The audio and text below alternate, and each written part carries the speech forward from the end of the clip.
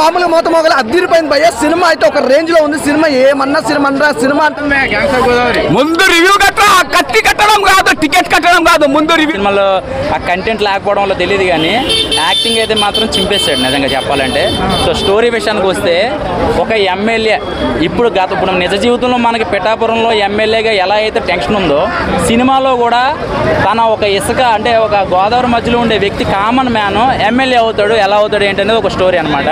So ఇసుక మాఫియాల గురించి కానీ ఎంత తగ్గితే ఎంత ప్రమాదం ఉంటుందైనా కూడా కొంతమంది ఎమ్మెల్యేలు ఎలాంటి అన్యాయాలు చేస్తున్నారనేది చూపించాడు. సో మనోడు ఫైట్ చేసి ఎమ్మెల్యే ఎలా అవుతాడు, అసలు ఏంటి స్టోరీ అనేది మీరు సినిమా చూస్తే అర్థమవుతుంది. అలాగే అంజలి గారు సెకండ్ హాఫ్ లాగ్ ఉంది, బాగాలేదు అంటున్నారు. సెకండ్ హాఫ్ లాగ్ ఉంది అంటే అది ఇంకా మరి ఎందుకు అర్థం కాలేదు కానీ ఎక్కడికో తీసుకెళ్తాం అనుకుంటే పిఠాపురం నుంచి కాకినాడ తీసుకెళ్ళిపోయాడు చెప్పాలంటే స్టోరీని.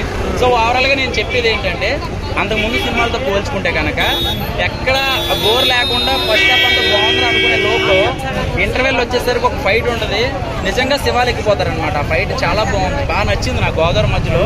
సో టెక్నికల్గా ఆ సీన్ తీయడం చాలా కష్టం, ఎందుకంటే గోదావరి మధ్యలో ఎక్విప్మెంట్ కానీ అన్నీ కావాలి కాబట్టి. అలా చూస్తే నాకైతే మాత్రం ఫైట్ సీన్ అయితే 100% న్యాయం చేశారు. సో డైరెక్టర్ గారు చూపించే విధానం బాగుంది.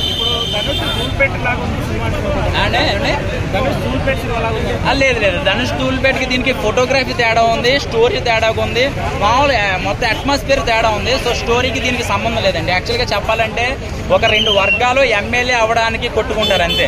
సో లాస్ట్కి ఎమ్మెల్యే ఎవడు అనేది 4వ తారీఖున మనకు అక్కడ తెలుస్తుంది, ఈ సినిమాలో మనకి ఇక్కడ తెలుస్తుంది. ఓవరాల్ గా సినిమా గురించి చెప్పాలంటే అంత సూపర్ హిట్ అనేది నేను చెప్పను కానీ ఓకే పర్వాలేదు అంతే, అంతకుమించి మనం ఎక్కువ మాట్లాడలేదు. ముందు రివ్యూ కట్టడం, కత్తి కట్టడం కాదు, టికెట్ కట్టడం కాదు, ముందు రివ్యూ కట్టి సినిమాకి అర్థమైందా. గ్యాంగ్స్ ఆఫ్ మన టాలీవుడ్ కూడా ఒకటి వచ్చేసింది, గ్యాంగ్స్ ఆఫ్ గోదావరి. అర్థమైందా? ఎవడైనా నా ముందు కెమెరా తీసుకుంటే తూకెళ్ళిపోవడమే రివ్యూ కోసం. అర్థమైందా? సినిమా అట్లా ఉన్నది. ఇంకోటి ఒకవేళ వేరే హీరో చేసింటే సినిమా గురించి నేను చెప్పలేను కానీ విశ్వక్ సేన్ మా సిరిగా తీశాడు. అమ్మా నిజంగా మనం తెలంగాణ స్లాంగ్ మాట్లాడతారు కదా, ఈ స్లాంగ్ మాట్లాడిండు సేమ్ గోదావరి స్లాంగే. నేను అనుకున్నా ఎక్కడన్నా పొరపాటు దొరుకుతుందేమో అనుకున్నా విశ్వక్ సేన్ కానీ సూపర్ గా స్లాంగ్ మాట్లాడిండు.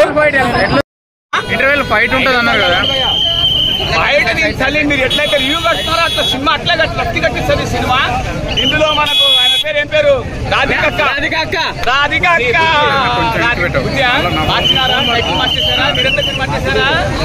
సో నాకు తెలిసి ఫలక్నుమా దాసు అనేది కాదు, విశ్వక్ సేన్ కి టైటిల్ ఇస్తున్నా బాక్స్ ఆఫీస్ కా దాస్. అర్థమైందా? Cinema is very super. Radhika మోసం చేయలే, అర్థమైందా? కిల్లులక్క మోసం. అంజలి క్యారెక్టర్ ఎలా ఉంది? అంజలి క్యారెక్టర్ సూపర్ అండి, లాస్ట్ ఎండ్ వరకు ఉంటుంది అంజలి క్యారెక్టర్. ఆమె ఒక క్యామ్ మాలే ఆర్ అంజలి టికెట్ ఓకే. మామూలుగా మూత మొగలు అద్దరిపోయింది భయ్య. సినిమా అయితే ఒక రేంజ్ లో ఉంది. సినిమా ఏమన్నా సినిమా అంటే ఇలా ఉండాలి. 24 క్రాఫ్ట్స్ ఎలా ఉంటుంది సినిమా, సీరియస్ గా పనిచేసి అలా. సినిమా చాలా బాగుంది నిజంగా. ఫస్ట్ హాఫ్ కోసం అంజలి గారి క్యారెక్టర్ కానీ, సాయి కుమార్ గారి క్యారెక్టర్ కానీ, అలాగే హీరో గారి క్యారెక్టర్ అయితే అల్టిమేట్ భయ్య. నిజంగా విశ్వసేన్ అన్న క్యారెక్టర్ అయితే సూపర్ ఉంది. అలాగే నాజర్ క్యారెక్టర్ అయితే అల్టిమేట్.